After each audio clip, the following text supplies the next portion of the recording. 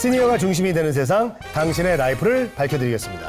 행복한 시니어를 위한 라이프 길잡이 시니어 라이프 온. 안녕하세요, 박건입니다. 안녕하세요, 윤지우입니다. 네, 지우 씨 반갑습니다. 반갑습니다. 그래요, 예. 네. 요즘 주변에 보면은 네.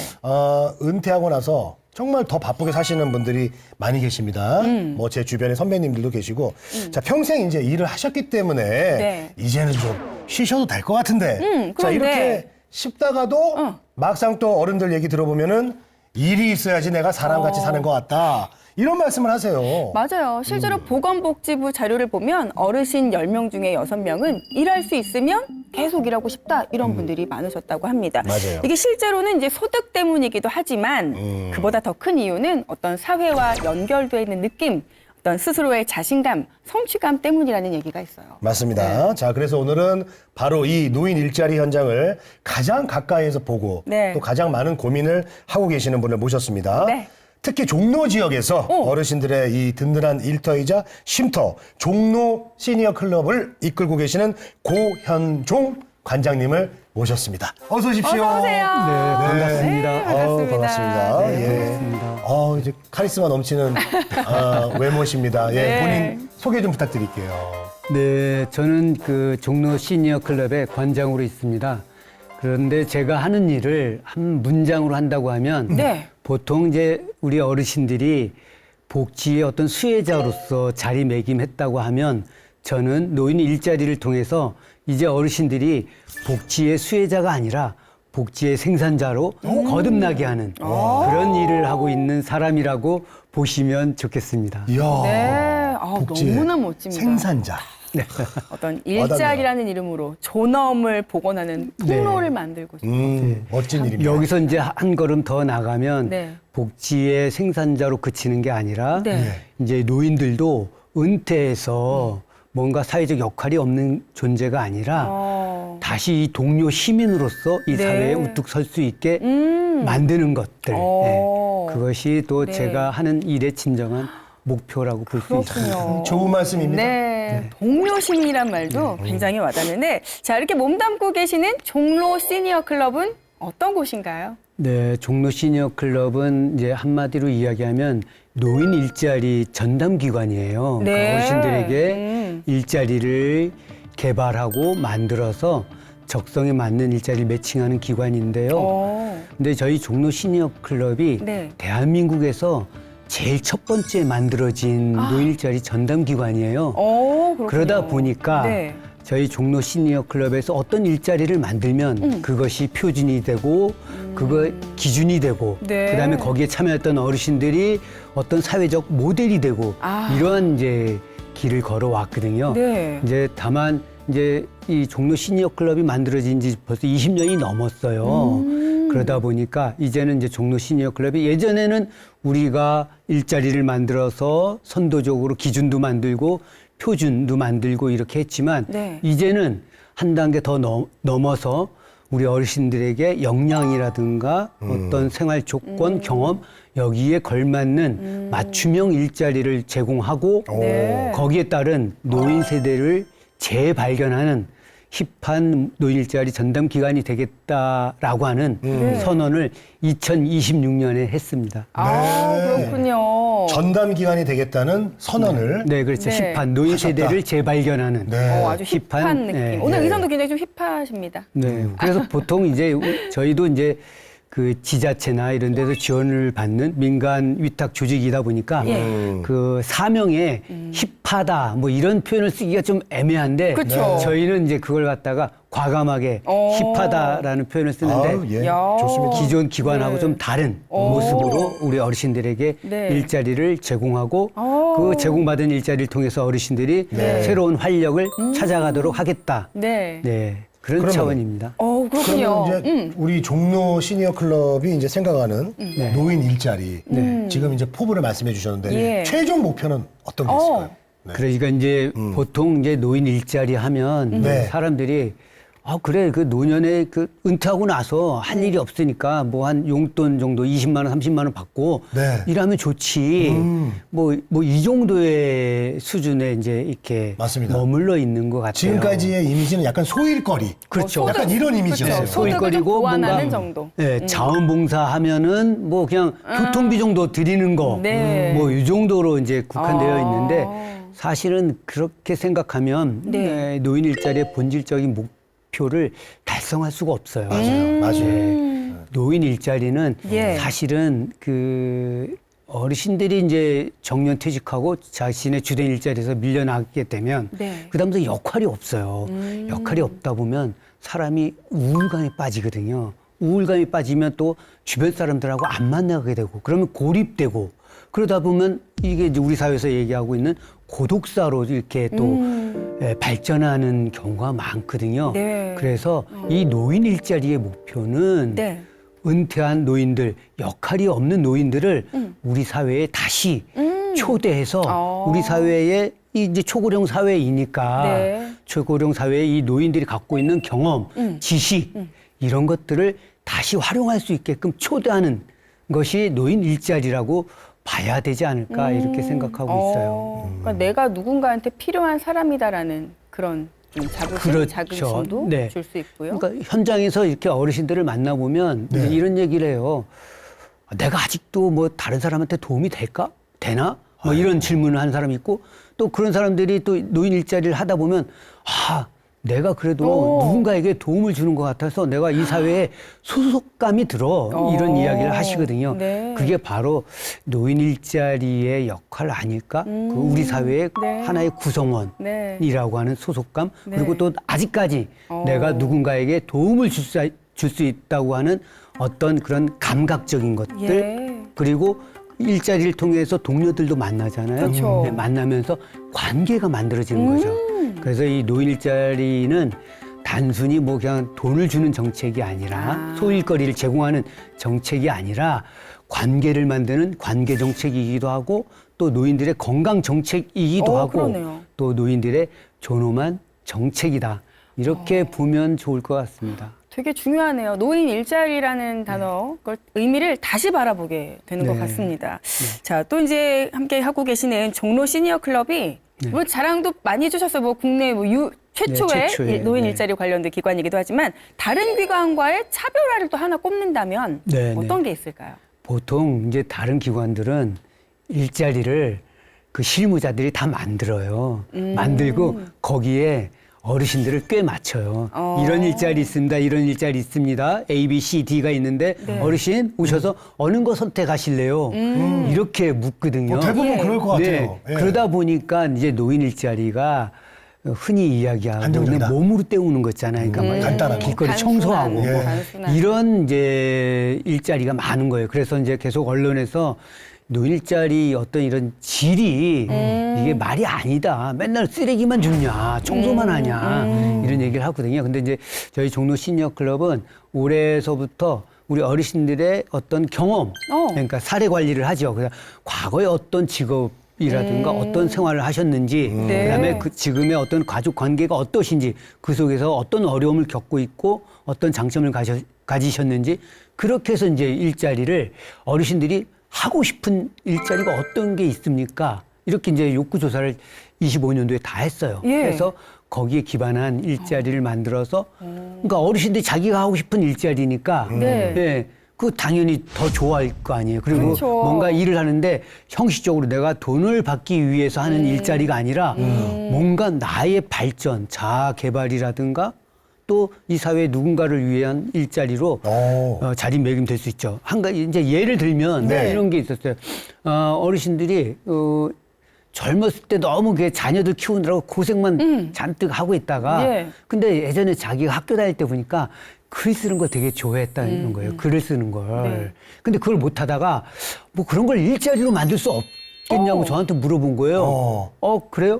그러면 어르신, 우리 종로 지역에 우리 어르신들도 종로 지역에 한 50년 사셨으니까 종로 지역의 어떤 구슬, 그러니까 구슬로 그 어떤 인터뷰에서 오. 종로 지역이 어떻게 변해왔는지 오. 토박이가 전하는 구슬 생애사 이런 일자리가 어떻겠습니까? 이렇게 했더니 어르신이 좋다고 하는 거예요. 야. 그래서 그런 구슬 생애 사업단이라고 하는 일자리가 만들어져서 그 어르신들이 이제는 이제 지역을 돌아다니면서 지역의 토박이들, 자기 친구들 만나서 인터뷰하고 그걸 갖다가 글로 만들고 야. 그래서 이런 것들이 또 어떤 자료집으로 네, 만들어서 우리 어르신들에게 딱 제공해 드리면 어르신들은 또 그거잖아요. 평소에 자기가 글 쓰는 거 좀 좋아했었는데 그래도 이제 저희는 그 어르신들한테는 뭐 어르신 뭐 김모 어르신 이렇게 안 하고 김 작가님 뭐 박 작가님 이렇게 호칭부터. 불러드리거든요. 그럼 네, 그 어르신도 좋아요. 자존감이 높아지니까 네. 그런 것들이 이제 기존의 일자리 제공 기관하고 좀 차이다. 그야말로 알겠습니다. 맞춤형이네요. 맞춤형. 네, 그렇죠. 네. 자, 종로 시니어 클럽의 어떤 차별화된 점, 잘하고 계시는 그런 점을 한번 들어봤습니다. 자, 그런데 지금 이제 우리나라 그 노인 일자리 현실이 좀 참 궁금해요. 현실은 좀 어떤 상황인지 궁금하시고, 그래도 좀 좋아진 부분도 있을 것이고요. 네, 네. 이제 인식이 좀 많이 개선되면서. 하지만 또 한편으로는 또 되게 답답한 점, 정말 잘 안 고쳐지는 점들, 그런 게 어떤 게 있을까요? 네.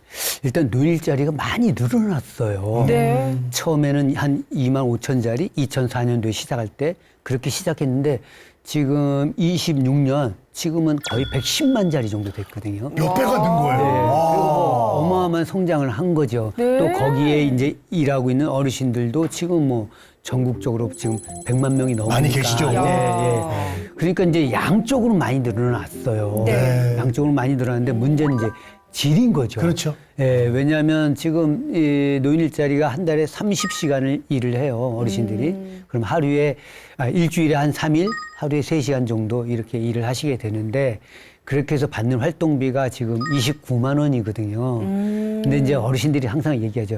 야, 29만 원이면 너무 작은 거 아니야? 맞아요. 그리고 이제 아직까지 저희도 이제 뭐 맞춤형 일자리를 제공한다고 하지만 저희도 전체가 막 맞춤형 일자리로 가고 있지 못하거든요. 네. 일부가 맞춤형 일자리고 일부는 진짜 저희가 만들거나 거기에 이제 어르신들이 선택하는 예. 이런 일자리다 보니까 아직까지는 이제 그래서 공공형 일자리 있잖아요. 그러니까 단순 노무 같은 예. 일자리 청소를 한다거나 이런 일자리가 아직은 좀 대다수예요.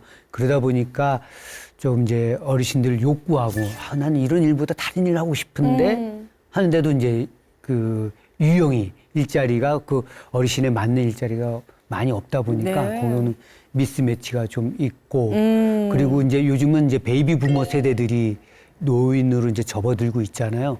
근데 요즘 베이비 부머 세대들은 옛날보다는 좀 이렇게 그러니까 한마디로 이제 가방끈이라고 하잖아요. 많이 배우신 분들이 예, 많아요. 예, 대졸 그쵸. 출신들도 많고. 그다음에 직장도 예전에 좀 이제 공기업 같은 데 다녔다가 은퇴하신 분들도 많고. 그러니까 예전에 지금 이제 75세 이상인 그런 이제 후기 노인이라고 하는데 후기 노인 세대하고 지금 베이비 부모 세대하고 좀 다르거든요. 그렇죠. 그러면 이제 그분들에게 맞는 일자리가 주어져야 되는데 그 일자리가 이제 최근에 노인 역량 활용 사업이라고 해서 예. 그런 걸 만들어서 이제 그분들은 월에 60시간 정도 일을 해요.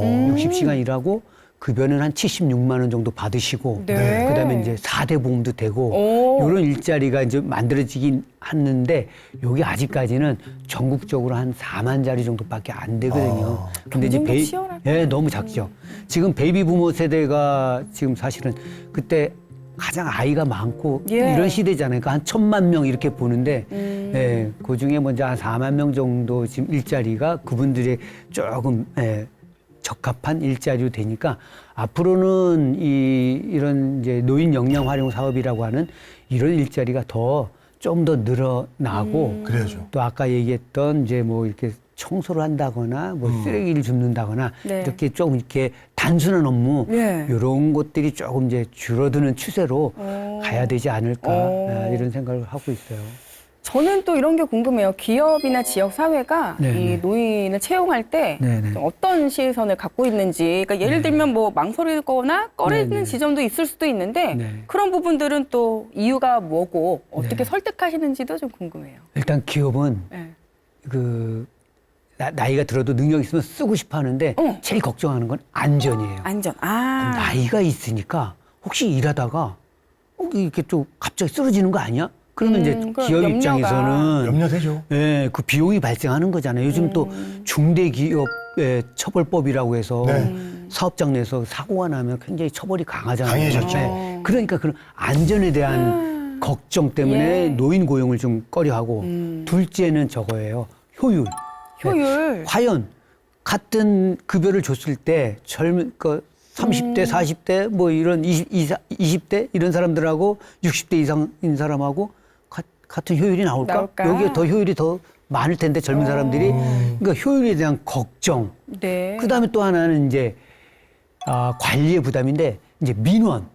뭐냐면 이제 나이가 이제 많으신 분들이 현장에서 일하다 보면 약간의 조금 이제 어려움이 발생하면 또 이것도 우리 사회가 또 자녀분들이 또 가만히 안 있어요. 자녀분들이 또 전에서 아이 뭐 나이 드신 분들 고용해서 뭐 이렇게까지 일을 시키고 막 그러냐 막 이런 이제 그래서 이 한 세 가지 정도의 어떤 그 부담 때문에 네. 기업에서는 좀 꺼려하는 것 같아요. 근데 실제로는 물론 이제 사람마다 좀 다르긴 할 거예요. 네. 나이가 드셔도 진짜 말 그대로 조금 이제 육체적으로 그다음에 정신적으로 약간 이제 취약해지신 분도 있고 그렇지 않고 나이 들었지만 젊은 사람 못지않게 그 활기차게 지적 능력도 지금 발휘하시는 분들이 있거든요. 있어요. 신체적 예. 능력도 마찬가지고 그러면 그런 분들을 어떻게 선발할 거냐? 결국은 기회를 줘야 된다는 거예요. 노인분들하고 젊은 사람들하고 네. 한 직장에서 네. 업무를 협업하다 보면 네. 젊은 사람들이 그런 걸 느낄 거예요. 오, 나보다 좀 내가 못 갖고 있는 어떤 경험, 뭔가. 지혜가 있네. 이 일자리에서 이런 게 발견될 수가 있거든요. 네. 그렇게 되면 기업에서도 조금 더 이제 노인을 보는 시선이 달라질 수 있어요. 근데 지금은 어쨌든 노인하면 효율이 떨어진다. 그다음에 뭔가 안전에 취약하다. 뭐 이런 것들 때문에 네. 기업에서 자꾸 꺼려 하는데 이게 학술적으로도 이게 이제 접촉 이론이라고 해요. 젊은 세대하고 노년 세대하고 같이 뭔가 일을 한 공간에서 일을 하다 보면 이게 사람에 대한 시각이 좀 달라진다는 이론이 있거든요. 네. 그래서 많이 접촉을 하는 게 네. 가장 중요해요. 근데 지금은 이제 노인만 되면 은퇴했어 이제 나이 뭐 예를 들어 60세면 정년 은퇴 하면 그다음부터는 이제 다 노인으로 취급하고 당신들이 할 일은 뭐 그냥 단순한 노무 그 뭐 청소하고 뭐 한 2~30만 원 받아. 그렇게 그런 시선이 조금 우리 사회를 네. 어차피 초고령 사회잖아요. 네. 이 노인 인력을 활용해야 되는데 노인 인력을 활용 못하게 하는 어떤 그 걸림돌로 작용하는 거죠. 이런 시선들이. 그런 네. 시선들이 있군요. 이제는 앞으로는 이제 조금씩, 그 고령 네. 있는 분들을 써야 되는 시대거든요. 이제 어쩔 수 없이 그럼요. 사회가 네. 그렇게 변해가고 있는데. 맞아요. 네, 알겠습니다. 어쨌든 좀 한 번은 써보고 얘기했으면 좋겠어요. 써보고. 일단은 써보고. 네. 자, 고령자 고용률 아까도 얘기해 주셨지만은 일단 늘어났잖아요. 네. 숫자로만 보면 굉장히 많이 늘어서 야, 참 많이 발전했네라는 생각이 드는데 현실에서는 아까 또 말씀해 주셨듯이 임금도 낮고 굉장히 짧게 일하고 또 그냥 정말 단순하게 특히 이제 쓰레기 줍거나 이런 단순 노동이 많습니다. 이런 구조적인 문제 어떤 고용 차별 이 관장님께서는 이 일을 하고 계시니까 어떻게 보고 계십니까? 근데 이게 진짜 이 노동시장 안에서 그러니까 나이가 들었다는 이유로 차별을 받는 경우가 많아요. 예를 들면, 이제 만약 예를 들어 저 같은 경우요. 제가 이제, 저도 이제 60인데, 네. 이제 제가 막 일을 하다 보면 65세까지도 계속 일을 할 수 있잖아요. 네. 일을 하는데, 저는 그 고용보험 있잖아요. 네. 예, 실업급여를 예를 들어서 일을 했으니까 고용보험료 내게끔 하고 그 내가 또 일시적으로 실업이 되면 실업급여를 받을 수 있어야 되잖아요. 근데 60세 넘으면은 실업급여를 안 줘요. 고용보험료도 그러니까 예를 들어서 고용보험료를 내지 못하게 하는 거죠. 실업급여 안 주려고. 아예 보험을. 이게 이제 그냥 나이가 들었다는 이유인 거예요. 근데 이제 나이가 들거나 나이가 어리거나 노동시장 안에서 일을 해요. 일을 하면 거기에 정당될 거 그래 고용보험료 내고 내가 낼 거 내가 부담되는 거 내고 거기서 또 긴급하게 또 요즘은 한 72세 막 이렇게 보통 그 우리나라 사람들이 그 그 일자리에서 퇴직하는 연령이 이제 정년 말고 실질적으로 퇴직하는 나이가 네. 한 72세 정도 돼요. 통계적으로 네, 네. 보면. 그럼 72세까지 일하는데 그 중간에 일을 하다가 실직될 수도 있잖아요. 그러면 그 실직됐을 때 이 사람을 어떻게 사회가 보호할까? 그럼 이제 그런 실업급여라는 제도가 좀 이렇게 보완을 해줘야 되는데, 근데 우리 사회는 이제 65세 넘으면 실업급여도 못 가입이 받게 안 하는 되는군요. 뭐 이런 것들이잖아요. 네. 이런 차별들이 조금 있어요. 그러니까 제도적인 차별이 너무 많아요. 예. 그러니까 이 제도적인 차별들을 저는 이제 이렇게 한 가지 사례만 들었는데 이런 이제 제도적 차별을 좀 없애는 거. 이게 예. 단순히 나이 들었다는 이유 때문에 그렇거든요. 그리고 지금 일본 같은 경우는 그 일본이 지금 정년이 거의 65세 이렇게 돼요. 예. 예, 이제 점차적으로 70세까지도 올리는데 거기는 정년에 상관없이 나이 들어도 능력 있으면은요 계속 고용을 해요. 계약을 해서. 네. 다만 이제 원래 자기가 받던 급여보다 조금 이제 좀 낮춰서. 그럼 우리 사회도 실제 지금 이제 헌법재판소에서는 노동이 가능한 연령이 몇 살이냐 이렇게 이제 헌법재판소 한번 판결을 했는데 그 65세로 이렇게 판결이 났어요.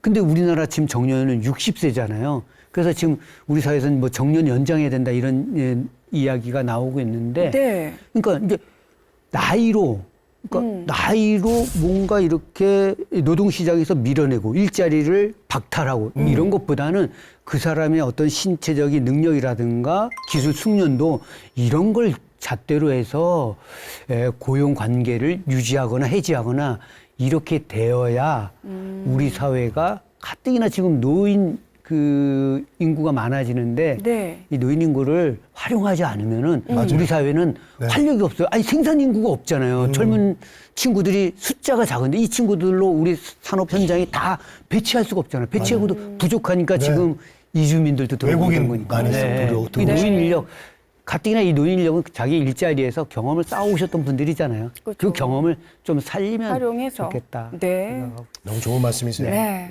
또 이제 우리나라가 OECD 국가 중 노인 빈곤율 네. 1위 수준이더라고요. 네. 그래서 게다가 국민연금도 아까 말씀하신 또 네. 사각지대다, 연금 수급액이 부족하다 이런 네. 우려가 많이 나오고 있는데 어떤 이 노후 소득 보장 또 노인 빈곤의 원인과 해결책에 대해서 그럼 또 의견은 어떠신지도 네. 네, 말씀해 주시죠. 일단 그 연금이 이 부족한 건 사실 우리나라가 연금 제도가 너무 늦게 도입됐어요. 98년도에 이제 88년도죠. 88년도에 도입되다 보니까 그 전 세대 노인들은 지금 이제 후기 노인이죠. 75세 이상 대신 이분들은 이제 연금 못 받는 분들이 굉장히 많고 그 이후에 이제 연금 받으신 분들이 좀 생겼는데 지금 이제 65세 이상 연금 받는 분들 중에 거의 절반 이상이 거의 이제 40만 원 이하의 저연금이에요. 네. 그러다 보니까 근데 이제 40만 원 갖고 한 달을 살기가 쉽지 않잖아요. 어렵죠. 네, 나이가 들면 일단 무릎 아프지요, 뭐 혈압 있지요, 맞아요. 뭐 여러 가지 아픈 데가 많잖아요. 병원비만 해도 한 달에 뭐 약간 뭐 이런 거에서 한 20만 원 나가고 그리고 이제 또 노후에 열심히 일해서 집 한 채 갖고 있는데 이 자녀들이 또 직장 다니다가 뭐 한번 사업 해보겠다고 해서 부모한테 손 벌려서 집담보로 뭐 이렇게 사업했다가 또 안 되면은 줄줄이 해서 자녀서부터 해서 그 부모까지 파산한 이런 경우가 많거든요. 네. 그래서 지금은 연금도 낮고 그다음에 노후에 일자리도 부족해서 뭔가 활동할 수 있는 게 없고 그다음에 자녀들도 요즘은 청년 세대들도 취업하기가 쉽지 않고 맞아요. 평생 직장들이 없잖아요. 네. 그러다 보니까 맞아요. 자녀들이 또 끊임없이 부모한테 좀 이렇게 기대게 되고 그래서 저는 이게 이 노후소득을 그러니까 어쨌든 내가 예를 들어 60세 이후에 60세 정년 퇴직하고 나서 적정한 소득이 이제 보장되어야 되거든요. 그 보장이 되려면 일단 국민연금 있잖아요. 네. 예, 국민연금이 적절하게 자기 역할을 좀 해줘야 해줘야 되고 돼요. 거기에 이제 기초연금이 있잖아요. 네. 기초연금, 그 1층에는 제일 아래는 기초연금, 그다음에 국민연금 거기에 이제 우리 이제 노인 일자리 급여. 그러려면 지금 노인 일자리가 이제 지금 한 110만짜리 정도 되는데 지금 이제 노인 인구가 지금 1,000만 명이 넘었잖아요. 그러면 약간 이제 한 10% 정도밖에 안 되거든요. 네, 네. 그러니까 요거를 뭐 한 20% 정도까지 이렇게 상향하고 이러면은 조금 어르신들이 하나의 제도로 이렇게 노후를 보장받는 게 아니라 다층적으로, 다층적으로. 보장을 받고 또 하나는 이게 이제 이 돈으로만 해결되는 게 아니라 우리 안에서 공동체를 조금 이렇게 잘 일자리가 사실은 공동체잖아요. 예, 그렇죠. 우리 직장 다니면 직장 동료들이 있듯이 노인 일자리 하다 보면 일자리 하면서 동료들이 생기니까 네. 그 동료들끼리 서로 부족한 것들을 나누고 이러면 이게 그 실질적인 돈으로 제공되는 복지 플러스 체감되는 복지가 올라가는 거죠. 그러니까 예를 들면 이런 게 있었어요. 김장철, 작년 김장철이 있었잖아요. 네. 김장철 되는데 한 어르신이 자기가 김장에다 김치가 많이 남았어. 그냥 너무 자기 혼자 먹기엔 너무 남아. 그러니까 다른 어르신, 우리 같이 일을 하는 어르신한테 김치 필요한 사람. 그러니까 나 필요하니까 김치를 나눠줬거든요. 그러니까 그게 사실은 비용을 아끼는 거잖아. 그 김치를 받으신 분들한테는. 네. 그 김치 받으신 분들은 또 뭐 하냐면, 내가 김치를 받아서 김장비를 아꼈잖아요. 아끼니까 다르 해서 또 그분에게 야 그럼 내가 커피 한 잔 살게 하면서 커피를 마시면서 또 이 두 사람 간의 유대감 관계가 만들어져요. 그러다 보니까 어르신들이 보통 보면 노인분들 하면 집 밖으로 잘 안 나가고 고립되고 막 이러는데 관계가 이렇게 활성화가 되는 거예요. 너무 좋아요. 그래서 이 노인 일자리 정책이 노후소득 보장에도 가장 중요하다라고 볼 수밖에 없어요. 네. 그러니까 이제 그 노후의 이제 소득 중에 가장 처음으로 우리가 꼽히는 게 이제 연금인데. 국민연금. 아까 이제 우리 관장님께서 연금 보통 이제 40만 원 이하의 좀 저연금이 많다라고 얘기해 주셨는데 실제로 좀 어느 정도 받으시는지 그게 궁금하고 그런 사례도 하나 얘기해 주시고 저는 그리고 한 어느 정도 받으면은 그러면 조금 안정적으로 그래도 생활이 좀 될지 궁금해요. 네네, 제가 그 국민연금 관련해서 예. 그 뭐 여러 그 전문가들하고도 한번 이야기도 해보고 네. 우리 어르신들 받는 분들하고 얘기해봤는데 지금 어르신들은 국민연금 받는 분들은 거의 지금 사실은 20만 원, 30만 원 선이에요. 그밖에 안 돼요? 네, 평균을 내니까 지금 우리 65세 이상 노인의 절반이 40만 원 미만이라고 나오는데 실질적으로는 20만 원, 30만 원이에요. 그러니까 20만 원, 30만 원 받아갖고 이게 결국 뭐냐면 집에 이제 뭐 공공요금, 뭐 물세라든가 그 정도밖에 안 요 정도 내는 거에 만족하는 거예요. 예. 그러니까 이제 아직 많이 부족하죠. 그래서 국민연금 요거는 이거 하나만 갖고는 노소득이 보장되긴 좀 어렵고 제가 한 어르신이 또 그런 얘기도 하긴 하더라고요. 근데 30만 원도 사실은 굉장히 중요하다. 기초연금도 한 30만 원 정도밖에 안 되잖아요. 그러면서 그런 얘기를 하신 적이 있어요. 자기가 20만 원, 30만 원이 나오면 그게 자기는 20만 원, 30만 원짜리 로또라고 생각한다 생각해요. 왜냐하면 국민연금을 20만 원, 30만 원 받는 사람은 국민연금 아예 못 받는 어르신들도 계시거든요. 그렇죠. 그 어르신들 입장에서 보면 그분들이 로또라고 생각하는 거죠. 국민연금이. 그리고 그때 당시 국민연금 처음 만들어질 당시에는 사람들이 다 그때 막 IMF도 있고 막 이러다 보니까 국민연금 막 국가에서 내라고 해도 내가 동원이어서 안 내. 뭐 이런 거 하면서 납부 유예 되게 많았거든요.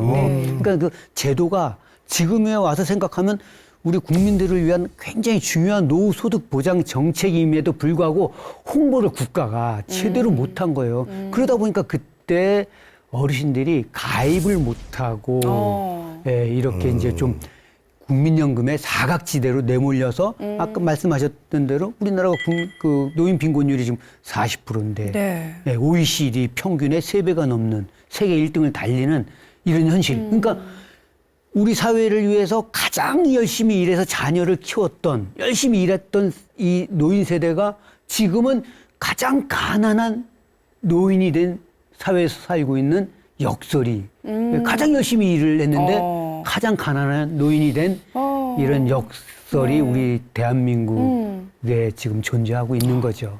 그렇다면 우리 노인 일자리가 이 연금의 빈틈을 어느 정도까지 좀 메꿀 수 있는지 현실적인 기대치를 좀 들어보고 싶습니다. 근데 이제 연금의 공백을 노인 일자리가 사실은 완전히 메꿀 수는 없겠죠. 연금은 원래 자기 고유의 목적이 있는 거고 나중에는 이 연금액이 좀 높아져야 되는데 다만 그런 건 있을 것 같아요. 노인 일자리는 이 세상 사는 방식을 작동하게 만드는 것 같아요. 네. 예를 들어서 연금만 받아갖고는 뭐 연금 받아갖고 뭐 그게 지금 아까 얘기했던시피 20만 원, 30만 원 정도의 그거니까 공공요금 내면 별로 없는데 이 일자리를 하게 되면 일단 내가 아침에 일어나면 어디 가야 하는 일정이 생겨요. 어디 가야 하는 일정. 그러면 어디 가야 하니까 내가 게을러지지가 않아요. 세수해야 될 거 아니에요. 그렇죠. 네, 그래서 로션이라도 발라야 될 거 아니에요.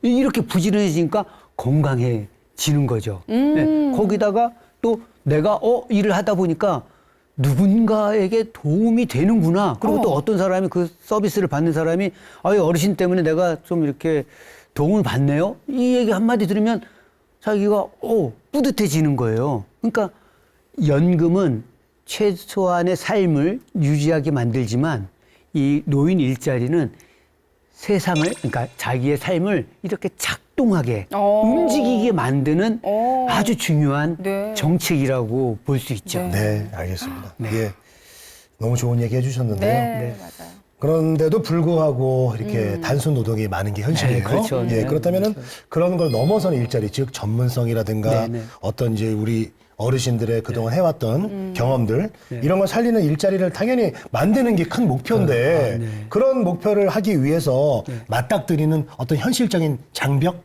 문제점 뭐가 있을까요? 네. 일단 이게 제도적인 문제가 좀 많은 것 같아요. 일단은 네. 정부 당국자들의 시선이 어떤 거냐면 이 노인이니까 노인 일자리는 말 그대로 그냥 소일시키고 돈 주는 거야 라고 생각하는 시선이 아직까지도 아직도 많아요. 그러니까 많군요. 정부 당국자가 이 정책을 설계하신 분들이 그런 시선으로 이렇게 일자리를 접근하다 보니까 계속해서 노인 일자리의 급여도 지금 계속 29만 원이라고 하는 이제 교통비 수준에 계속 머물러 있는 거고, 그 다음에 일자리 유형도 이제 공공형에서 단순 노무 이런 쪽이 좀 많은 것 같아요. 그래서 첫 번째로는 그 정책이라든가 아니면 또 노인 일자리를 바라보는 시선을 좀 바꿔야 될 것 같아요.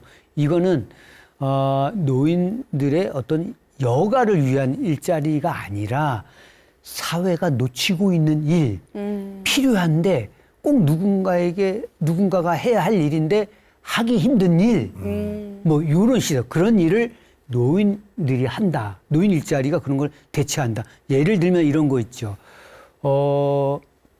젊은 부부, 신혼부부들이 이제 아이를 낳아서 이제 신혼부부니까 이제 맞벌이를 하는데 아이를 이렇게 뭐 어린이집 이렇게 맡길 수도 있지만 또 때로는 어린이집에 맡길 수 없는 형편이 있는 분들이 있어요. 그런 분들은 노인 일자리를 통해서 이 어르신들이 베이비시터 역할을 하는 거죠. 네. 그러면 이 어르신들은 이 베이비시터 역할을 하기 위해서 어린아이의 특성에 대해서 또 공부도 하고, 그렇죠. 그다음에 아이들하고 이렇게 이제 돌봄을 통해서 자신도 그 어린 시절에 뭐 이런 기억도 되살리면서 관계를 만들어 나가면 이런 정책들, 그다음에 예를 들어서 또 뭐 저희도 이제 지하철 택배 같은 거 하는데 지하철 택배를 통해서 지역에 있는 사람들에게 물건을 갖다가 이렇게 바로 집 앞까지 안전하게 배달해주는 일들, 네. 뭐 이런 것들, 뭐 이런 시선으로 조금, 그러니까 사회가 마땅히 해야 하는데 하고 있지 못한 일들, 사회가 놓친 일들, 예. 이런 것들을 하는 아주 중요한 사회 공공 부분의 일자리야 라고 하는 시선이 중요한 것 같아요. 네. 네. 시선의 중요성. 맞습니다. 또 이제 고령층의 주거도 사회적 문제로 점점 인식되고 있잖아요. 네, 네. 뭐 원룸 고립이나 요즘 뭐 고시원 여인숙 등의 그런 거주도 증가하고 있다고 하는데 노인 주거 문제에 대한 생각은 또 어떠신지도 궁금합니다. 사실 살면서 보니까 주거가 제일 중요한 것 같아요. 네. 이거는 청년뿐만 아니라 노년까지. 그 지금 사실은 우리 여기 MC 분들께서도 젊어서부터 일을 쭉 하시면서 가장 먼저 그런 거예요. 집 하나 사야겠다. 그렇죠. 뭐 이 생각 누구나 아닙니까? 내집 마련의 꿈을. 내 집 마련하는 거. 네. 우리 어르신들도 다 내 집 마련을 위해서 자녀 공부시키고 내 집 마련을 위해서 평생을 달려왔거든요. 예. 근데 그래서 그만큼 집이 갖고 있는 거는 다층적인 의미가 있는 것 같아요. 예를 들어서 노년의 주거가 불안하잖아요. 그러니까 뭐 고시원에서 산다, 여인숙에서 산다, 이렇게 되면 주거가 불안하니까 이 사람들이 주거 환경이 열악하니까 사람을 안 만나요. 사람을 안 만나게 되면 예, 관계가 단절되죠. 관계가 단절되면 고립이 되잖아요. 고립이 되면 금방 아파요. 근데 아파도 돌봄을 받을 수가 없어요. 예. 그러니까 이 주거가 단순히 주거의 문제가 아니라 이 주거, 안정적인 주거 공간, 저는 그냥 그래서 SH나 LH에서 그 공공임대 주택 같은 것들을, 그다음에 노인 전용 주택이라든가 이런 것들을 좀 확대해야 된다고 생각하는데, 네. 그러면 그렇게 공간이 좀 이렇게 안정돼 있으면 거기서 관계가 만들어져요. 관계가 만들어지고 그다음에 고립되지 않고. 네. 그러니까 예를 들어서 요양보호사들도요. 요즘 그러니까 노인분들이 이제 약간 이제 뭐 치매라든가 뭐 이런 게 경증 치매 걸리면 집에서 이제 요양보호사들이 와서 막 청소도 하고 인지활동도 하고 이러거든요. 근데 요양보호사 딱 왔는데 집 환경이, 주거 환경이 굉장히 안 좋잖아요. 안 가려고 해요. 예, 안 가려고 해요. 그러니까 주거 환경이 그만큼 중요한 거예요. 주거 환경이 조금 열악하면 여러 가지 돌봄을 비롯한 여러 가지 서비스가 제공이 안 돼요. 네. 그렇기 때문에 이 주거는 굉장히 중요한 거고, 우리 사회가 앞으로 이 주거를 어떻게, 그러니까 지금 보면 흔히 고시원, 여인숙, 이런 데서 사시는 분들 꽤 많거든요. 네. 근데 이거는 또 중장년층도 그렇고, 뭐 그래요. 그 고시원 같은 데 많이 사시는데, 이런 거 사실 비주택이라고 그래요. 주택이 아닌 거죠. 네. 아닌데 거기서 거주하게 있는데, 어쨌든 지금 공공에서 이 주거에 관련한 것들을 조금 확대하는 게 좋은 네. 것 같아요. 자, 그리고 종로 시니어 클럽의 일자리가 네. 지역 공동체를 다시 이렇게 이어줬다, 이렇게 느꼈던 그런 네. 기억들, 그런 장면들이 있을까요?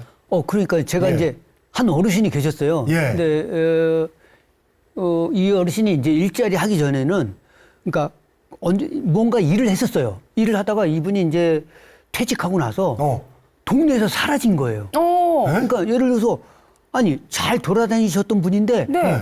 그 동네 슈퍼에 있는 어떤 그 슈퍼 사장님이 저한테 그러는 거예요. 네. 이 누구누구 이 사람이 안 보인다 막 그러는 거예요. 근데 이분이 나중에 저희 어떻게 연결돼서 일자리를 하게 된 거예요. 네. 일자리를 하게 되니까 이분이 그때부터는 지역을 돌아다니면서 동네 슈퍼 아저씨한테 안녕하세요 인사를 하는 거예요. 그러니까 이 슈퍼 아저씨가 뭐라 그러냐면 아니 살아 계셨네.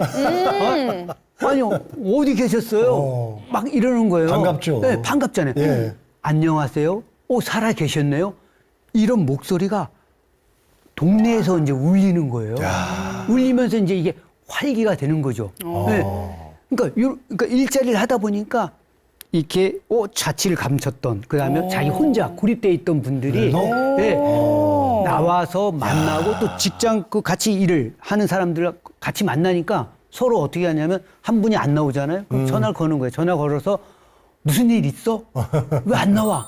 그래서 집단적으로 가서 좀 아프면은 병원에도 데려가고 네. 동행도 하고 뭐 이런 것들. 그러니까 공동체라고 하는 거는 결국은 그 사회에서 서로의 관계가 이렇게 형성이 돼야 되거든요. 네. 그 관계의 형성은 제일 먼저 서로 간에 안부를 묻는 이게 기초예요. 그러면 안부를 물으려면 뭔가 목소리를 통화하든가 아니면 얼굴을 보든가 이래야 되잖아요. 일자리가 그런 효과가 있는 거예요. 일을 하니까 일주일에 예를 들어서 3일은 나와야 되잖아요. 네. 나오고 또 활동을 해야 되잖아요. 예, 이게 다 일상적으로 이게 돌봄이 되는 공동체의 힘이네요. 그러니까요. 네. 네. 저도 반가운 소식인 것 같아요. 이렇게 네. 반갑네요. 약간 살짝 걱정했다가 네. 다시 네, 나타나셨구나. 네. 살아 계셨어요? 그러니까 살아계셨네. 살아계셨습니다. 네, 이렇게. 네.